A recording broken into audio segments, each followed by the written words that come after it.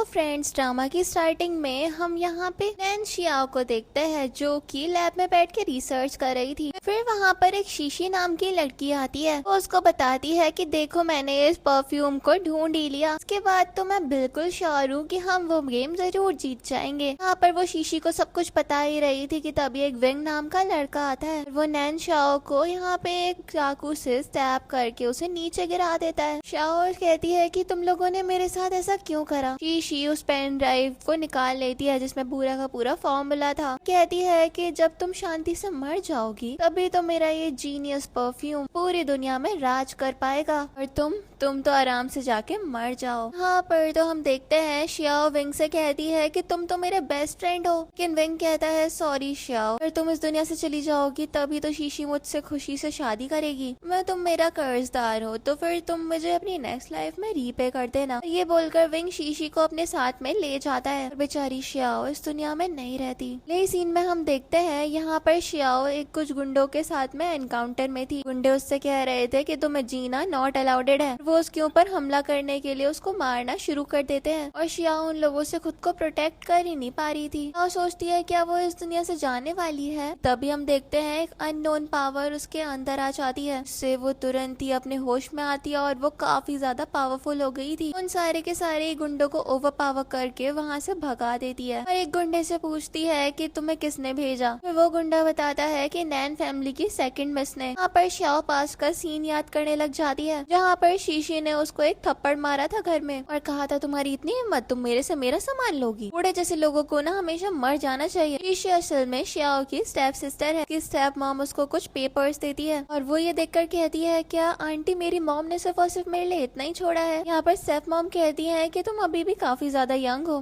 किसी कंपनी में नैनी के जॉब करके अपने लिए ठीक ठाक पैसे कमा ही लोगी। और मिस्टर नैन कह रहे थे कि आखिरकार मैं तुम जैसी बिल्कुल वर्थलेस चाइल्ड को बर्थ कैसे दे सकता हूँ। यहाँ तक के घर के नौकर चाकर भी उसको सुना रहे थे। शीशी कहती है कि तुम बिल्कुल यहाँ से किसी भी काम की नहीं हो तो निकल जाओ। ये सारा का सारा फ्यूचर शाओ को समझ में आता है और उसको रियलाइज होता है कि वो नैन फैमिली की डॉटर की बॉडी के अंदर आ गई है जिसको घर से निकाल दिया गया है। यहाँ पर वो डिसाइड करती है कि जिन लोगों ने उसका परफ्यूम चोरी किया वो उन लोगों से बदला लेगी इस बॉडी के अंदर। वो इस सब के बारे में सोच ही रही थी कि तभी हम देखते हैं यहाँ पर एक कार आकर रुकती है। वो सारे के सारे गुंडे उस कार की वजह से यहाँ से 9-2-11 हो जाते हैं। उनके पीछे भी भागती है लेकिन यहाँ पर वो ज्यादा भाग नहीं पाती और उसको रियलाइज होता है कि उसकी बॉडी काफी ज्यादा वीक फील कर रही है अभी। फिर यहाँ पर वो उस कार की तरफ जाती है। उस कार में से एक इंजर्ड पर्सन वो चिंगजाओ निकलता है। चिंगजाओ तुरंत ही शाओ का गला पकड़ लेता है और उससे पूछता है कौन हो तुम। लेकिन वो तो उसको एक थप्पड़ लगाती है खुद से दूर करके। कहती तुम्हारी इतनी हिम्मत, तुमने मेरा गला दबाया, क्या तुम्हें और जीने का शौक नहीं है। पर यहाँ पर वो एकदम हैरान होकर उसको देखने लग जाता है। कहता है कि तुम तो वही बेकार सी नैन फैमिली की बेटी हो ना। नैन शाओ, पूरे 28 साल की लाइफ में किसी ने भी मुझे हिट करने की हिम्मत नहीं करी है। वो कहता है कि हाँ मैं तुम्हें जानता हूँ। और वो उससे कहती है क्योंकि मैं एक काइंड हार्टेड लड़की हूँ तो फिर मैं तुम्हें हॉस्पिटल ले चलूंगी। और यहाँ पर वो उसको देखने लग जाती है। नेक्स्ट हम देखते हैं यहाँ पर वो उसको ड्राइव करके एक स्पॉट पर लेकर पहुंच गई थी। वो उसको सहारा देकर एक पिलर के साइड में बैठा देती है और कहती है मैंने ऑलरेडी हॉस्पिटल से कांटेक्ट कर लिया है। अब उसके दिमाग में चल रहा था मुझे नैन फैमिली के घर में वापस जाना चाहिए और उन लोगों से अच्छे से बात करनी होगी, आखिरकार नैन फैमिली की रियल यंग लेडी है कौन। फिर वो कार लेकर नैन फैमिली की तरफ निकल गई थी। यहाँ पर वो देख पाती है उसकी स्टेप सिस्टर और स्टेप मॉम आपस में बातें कर रहे थे और वो उनकी वीडियो रिकॉर्ड करना स्टार्ट कर देती है। यहाँ पर वो अपनी स्टेप मॉम और स्टेप सिस्टर के बारे में सोच रही थी। सोचती है कि मेरी लाइफ काफी ज्यादा मिजरेबल थी पास्ट वाली, पर इस बार मैं इन लोगों से बिल्कुल भी मैनिपुलेट नहीं होने वाली हूँ। यहाँ पर हम देखते हैं शाओ की स्टेप सिस्टर स्टेप मॉम से कहती है आप बिल्कुल भी चिंता मत करो, नैन शाओ तो किसी भी काम की नहीं है। वो प्रोबेबली अभी तक तो इस दुनिया से भी जा चुकी होगी। और अब हमें यहाँ पर नैन शाओ की स्टेप सिस्टर का रियल नेम पता चलता है। का नाम नैन जैन है। जैन यहाँ पर फिर अपनी मॉम से कहती है कि अब हमें बिल्कुल भी फिक्र करने की जरूरत ही नहीं है। पर स्टेप मॉम पूछती है क्या वो सही में मर गई होगी। तो वो कहती है ऑफ कोर्स मैंने ही उसके पीछे कुछ गुंडों को भेज दिया है जो कि उसको अभी तक खत्म कर दिए होंगे और अब जीआईयू के ब्रदर से मैं एंगेजमेंट कर दूंगी और फिर हम लोग बहुत ज्यादा लग्जरियस लाइफ स्पेंड करने वाले हैं। सारी वीडियो रिकॉर्ड करके शाओ यहाँ पर घर के अंदर आती है और कहती है जो कुछ भी तुमने बोला वो तो बहुत ज्यादा अमेजिंग था। यहाँ पर तो स्टेप मॉम और जैन दोनों ही एकदम हैरान हो जाते हैं। जैन कहती है कि शाओ तुम यहाँ पर क्या कर रही हो, मैं तो अभी तक मर जाना चाहिए, क्या तुम कोई घोस्ट हो। स्टेप मॉम यहाँ पर थोड़ा सा चालाकी से पेश आती है, शाओ को देखकर स्माइल करती है और कहती है शाओ तुम वापस आ गई।